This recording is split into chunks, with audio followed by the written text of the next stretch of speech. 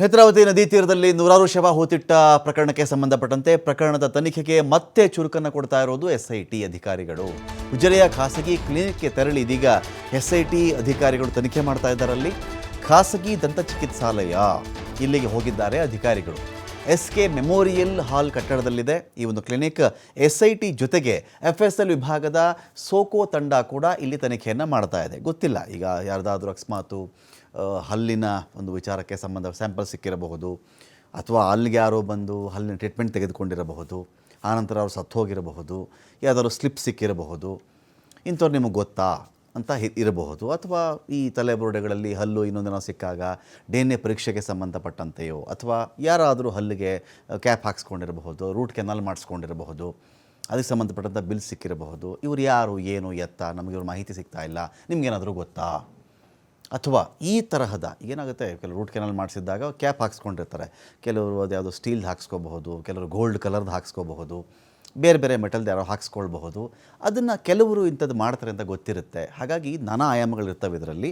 ಅಥವಾ ಕ್ಲಿನಿಕ್ಗೆ ವಿಸಿಟ್ ಮಾಡಿದವರು ಯಾರೋ ಇರಬಹುದು, ಇಂಥ ಡೇಟಲ್ಲಿ ಬಂದಿದ್ದರು ಅಂತ ಇರಬಹುದು.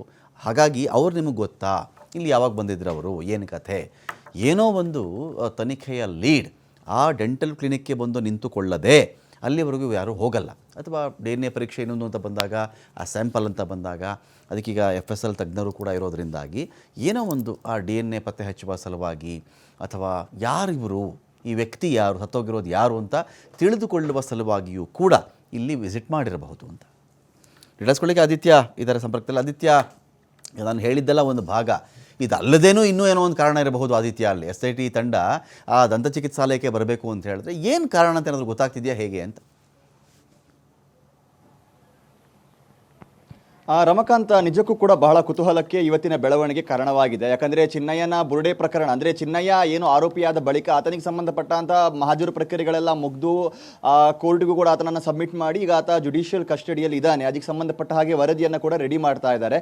ಇನ್ನೊಂದು ಕಡೆಯಿಂದ 7 ಅಸ್ಥಿಪಂಜರ ಸಿಕ್ಕಿರೋದು ಮತ್ತು ಅದನ್ನು ಅದು ಯಾರಿದ್ದು, ಏನು ಅದರ ರಹಸ್ಯಗಳು ಏನು ಅನ್ನೋದನ್ನು ಕೂಡ ಕ್ಲಿಯರ್ ಮಾಡೋದಕ್ಕೆ SIT ಮೇಲೆ ಜವಾಬ್ದಾರಿಗಳು ಇದೆ. FSL ವರದಿ ಬರುವವರೆಗೂ ಕೂಡ SIT ಅಧಿಕಾರಿಗಳಿಗೆ ಈ ಬಗ್ಗೆ ಯಾವುದೇ ರೀತಿಯ ಒಂದು ನಿರ್ಧಾರಗಳನ್ನು ತೆಗೆದುಕೊಳ್ಳಕ್ಕೆ ಸಾಧ್ಯ ಇಲ್ಲ. ಪರ್ಯಾಯವಾಗಿ FSL ವರದಿ ಬರುವವರೆಗೂ ಕೂಡ ಏನೆಲ್ಲ ಸಿಕ್ಕ ದಾಖಲೆಗಳು ಇದೆಯೋ, ಏನೆಲ್ಲ ಸುಳಿವುಗಳು ಸಿಕ್ಕಿದೆಯೋ ಅದರ ಆಧಾರದಲ್ಲಿ ಅಸ್ಥಿಪಂಜರ ಯಾರದ್ದು ಅನ್ನುವಂಥ ರೀತಿಯ ಪರಿಶೀಲನೆಗಳನ್ನು ಈಗಾಗಲೇ ಬಹುತೇಕ 2 ಮಾನವ ಅವಶೇಷಗಳಿಗೆ ಸಂಬಂಧಪಟ್ಟ ಹಾಗೆ ಅವರು ಮಾಡ್ತಾ ಇದ್ದಾರೆ. ಆದರೆ ಅದಕ್ಕೆ ಸಂಬಂಧಪಟ್ಟ DNA ರಿಪೋರ್ಟ್ಗಳೆಲ್ಲ ಆಗಬೇಕಾಗಿದೆ, ಆ ಚೆಕಿಂಗ್ ಎಲ್ಲ ಆಗಬೇಕಾಗಿದೆ. ಇದರ ನಡುವೆ ಇವತ್ತು ಮತ್ತೆ ಉಜಿರೆಯಲ್ಲಿ ಮಹಾಜರು ಪ್ರಕ್ರಿಯೆ, ಅಂದರೆ ಉಜಿರೆಯ ಒಂದು ಖಾಸಗಿ ದಂತ ಚಿಕಿತ್ಸಾಲಯಕ್ಕೆ ಇವತ್ತು SIT ಅಧಿಕಾರಿಗಳು ಆ ಸೋಕೋ ಮತ್ತು FSL ತಂಡ ಹೋಗಿರುವಂಥದ್ದು ಬಹಳ ಕುತೂಹಲಗಳಿಗೆ ಕಾರಣವಾಗಿದೆ. ಪ್ರಮುಖವಾಗಿ ಇದು ಬಂಗ್ಲಗುಡ್ಡ ಕಾಡಿನಲ್ಲಿ ಸಿಕ್ಕಂತಹ ಒಂದು ಅವಶೇಷಗಳಿಗೆ ಸಂಬಂಧಪಟ್ಟ ಹಾಗೆ ಇವತ್ತು ಅಧಿಕಾರಿಗಳು ಅಲ್ಲಿಗೆ ಹೋಗಿದ್ದಾರೆ ಅನ್ನುವಂಥ ರೀತಿಯ ಮಾಹಿತಿಗಳು ಕೂಡ ಬರ್ತಾ ಇದೆ. ಅಂದರೆ 2 ಅವಶೇಷಗಳು ಹೊರತುಪಡಿಸಿದ್ರೆ ಬೇರೆ ಅವಶೇಷಗಳು, ಉಳಿದ 5 ಅವಶೇಷಗಳ ಯಾರದ್ದು, ಅದರ ಹಿನ್ನೆಲೆ ಏನು, ಅದಕ್ಕೆ ಸಂಬಂಧಪಟ್ಟ ಏನಾದರೂ ಮಾಹಿತಿಗಳು ಇದೆಯಾ ಅನ್ನುವಂಥ ರೀತಿಯಲ್ಲಿ ಬಹಳ ಹುಡುಕಾಟವನ್ನ ಮಾಡ್ತಾ ಇದ್ದಾರೆ SIT ಅಧಿಕಾರಿಗಳು ಅನ್ನುವಂಥ ವಿಚಾರ ಕೂಡ ಇದೆ.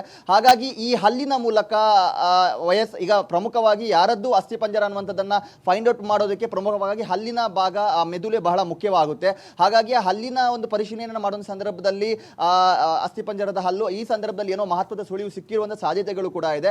ಅದರ ಭಾಗವಾಗಿ ಇವತ್ತು ಆ ಉಜಿರೆಯ SK ಮೆಮೋರಿಯಲ್ ಹಾಲ್ ಮೇಲ್ಭಾಗದಲ್ಲಿ ಇರುವಂತಹ ಒಂದು ದಂತ ಚಿಕಿತ್ಸಾಲಯಕ್ಕೆ SIT ಅಧಿಕಾರಿಗಳು ತೆರಳಿ ಸುಮಾರು 2 ಗಂಟೆಗೂ ಅಧಿಕ ಕಾಲ ಅಲ್ಲಿ ಮಹಾಜರು ಪ್ರಕ್ರಿಯೆಗಳನ್ನ ಮಾಡ್ತಾ ಇದ್ದಾರೆ, ಮಾಹಿತಿಗಳನ್ನ ಪಡಿತಾ ಇದ್ದಾರೆ. Ramakant, thank you Aditya.